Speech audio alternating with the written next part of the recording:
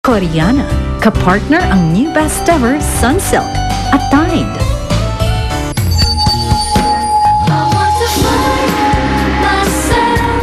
Hanggang ngayon, hindi pa rin niya ako kinakausap.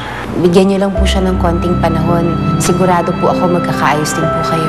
Anak, matanda na ang lolo mo. Kukunti na lang ang panahon niya. Huwag mo na sanang sayangin yung konting panahon na yun sa ganitong samaan ng loob. Hindi ako susuko. Mag-iisip ako ng bagong paraan para makuha ko ulit ang loob ni Benjo. Si Dr. Sembrano? Matagal na ba siya sa ospital na yun? I guess so. Matagal na ba siyang doktor ni Aling Juana? Bakit ba curious ka sa kanya? Siguro dahil pareho kaming nahiwalay sa pamilya. Ano na naman ginagawa mo rito? Hindi ka kasi nagpapakita sa restaurant kaya pinuntahan na kita dito. Kuya, huwag ka na magalit sa kanya. Hindi na ako makapaghintay. Hanapin yung anak ko. Mahal na mahal ko siya. Kaya ikaw, mamahalin mo ang pamilya mo, ha? Huwag na huwag mo silang susukuin. Mamahalin mo ang lolo at nanay mo. Huwag kang papayag na magkalayo kayo, ha? Pinapatawad ko na ako kayo, lolo. May hangganan din ang lahat. Masisilipan at masisilipan din natin ang butas ng dyan.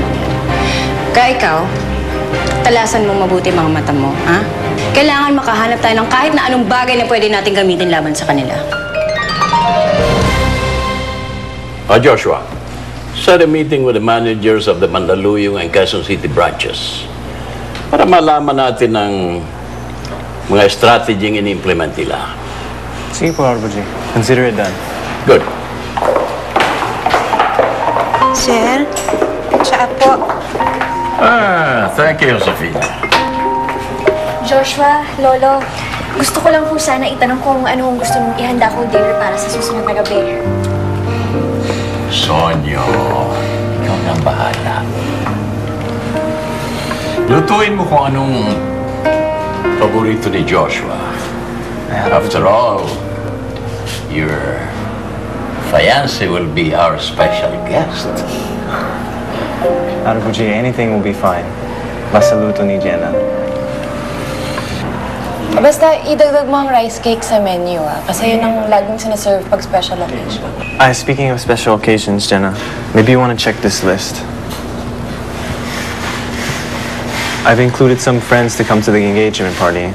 Maybe you want to invite some of your friends too? May mga kaibigan ka pa palang hindi ko pa na-meet, no?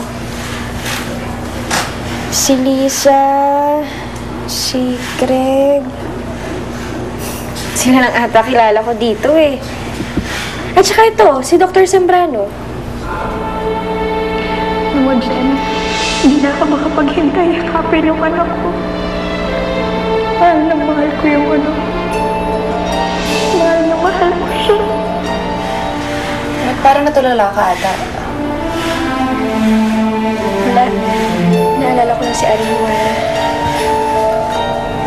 Sino namang Aling Juana ito?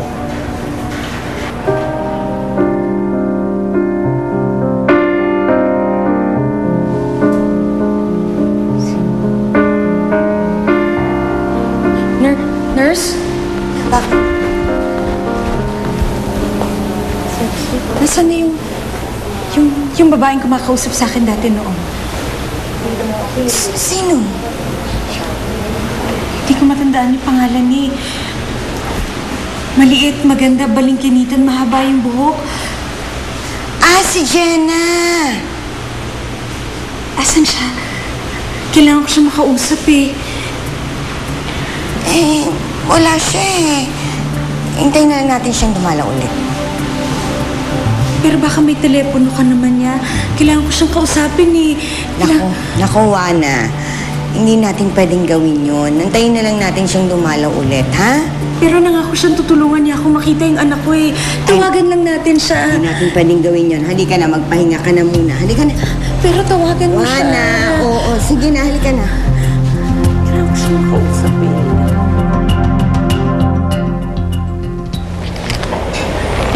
Okay ka lang, Benjo?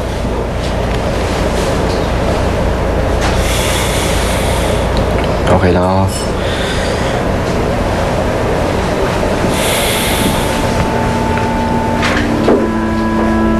Ba't kaya ganun si Kuya?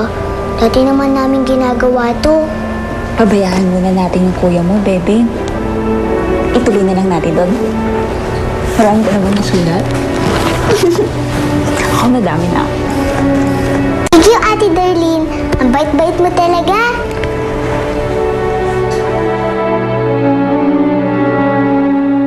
Nawalay po si Aling Juana sa anak niya noon. Gusto niya nga po na tulungan ko siya na hanapin ang anak niya eh. Don't tell me, tutulong ka na naman. Bakit naman hindi? You're really drawn to that woman, aren't you, Jenna? Alam niyo kasi, nakaka-relate ako sa kanya. Alam ko kung gaano kahirap ang mawala ng tunay na pamilya. Kaya alam ko kung anong nararamdaman niya. This Aling Juana, is he dangerous? Any violent tendencies? Nakakagat ba? Hindi naman ho, Lolo. Mabait ho siya. Sa katunayan nga, hindi niyo ho iisipin may sakit siya. At saka, Lolo, kaibigan ako ang turing namin sa isa't isa. Well, kung andun din lang si Dr. Sembrano,